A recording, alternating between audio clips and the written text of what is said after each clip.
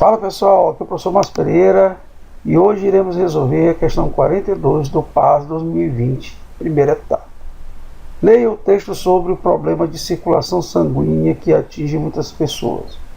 A má circulação do sangue é uma das causas mais comuns de inchaço nas pernas, nos pés e nos tornozelos, e geralmente surge no final do dia, em adultos, em idosos ou em grávidos. Embora não provoque dor, pode causar um ligeiro desconforto, semelhante a ter os pés mais pesados ou cheios de líquido.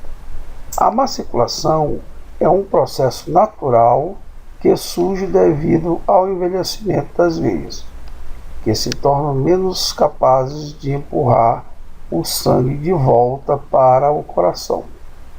E por isso, o líquido vai se acumulando em excesso nos pés e nas pernas.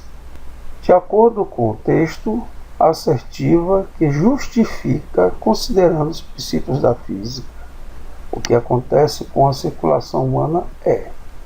Tá aqui as opções. Vamos fazer o seguinte, pessoal. Para resolver essa questão aqui, você não precisa voltar muito com a questão, não. Vamos ver que bem aqui no final, você vai ler bem aqui, ó. A má circulação é um processo natural que surge devido ao envelhecimento das veias, que se tornam menos capazes, bem aqui, pessoal, ó, empurrar o sangue de volta para o coração. Então vamos analisar bem. Esse empurrar essa coluna líquida de sangue significa dizer pressão, tá? Então a má circulação é justamente esse problema aqui, ó. Você vai ter uma dificuldade, né, do sangue ser empurrado até a altura do coração, até chegar lá no coração tem uma certa altura, tá? Então, de acordo com essa parte aqui do texto, você analisar as opções, tem uma opção aqui que não tem nada a ver com a questão. Se você analisar aqui a letra D, ele diz o seguinte: as veias não proporcionam pressão, tá? Esse empurrão aqui significa a pressão que vai ser exercida na coluna de sangue, tá? Então a veia não proporciona pressão ao sangue para vencer a força do peso. Você sabe que, ó, o peso está para baixo, né? E a pressão vai exercer aqui, vai ter uma força, né, para cima. Então não vai ter pressão para ter uma força que vença o peso. Por isso que essa parte de sangue fica acumulada aqui nas partes inferiores. Daí nós não vamos ter, né, energia cinética e nem energia potencial. A energia cinética é devido a movimento, tá? Se a coluna líquida vai ficar acumulada nas partes inferiores, então a velocidade é zero, então não tem energia cinética, tá? E nem energia potencial, porque não vai ter altura, não vai chegar até o coração, tá? Então não vai ter altura. Há uma opção correta, letra D de dado, tá? Não é preciso analisar aqui as outras opções, porque a questão que está, a única opção que está diretamente relacionada com essa parte final do texto é a letra D. Uma questão bem interessante. Vamos para a próxima questão. Isso. O movimento pendular está presente na natureza, sendo também empregado em vários ambientes. O relógio de pêndulo marcou uma época e foi importante na medição do tempo.